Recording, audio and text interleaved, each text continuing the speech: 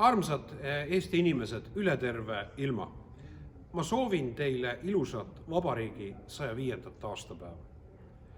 Eesti jääb kestma üle aegade.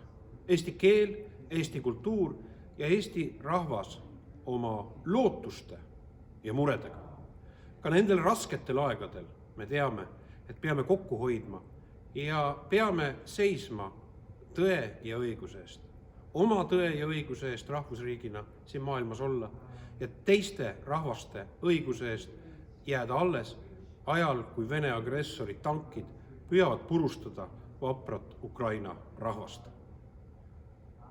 Hoiame kokku ja koos mõtleme sellele, kui rasked on olnud ka möödunud aegadel meie esiisade ja emade pingutused selle nimel, et Eesti jääks kestma, et Eesti vabadus taastatakse.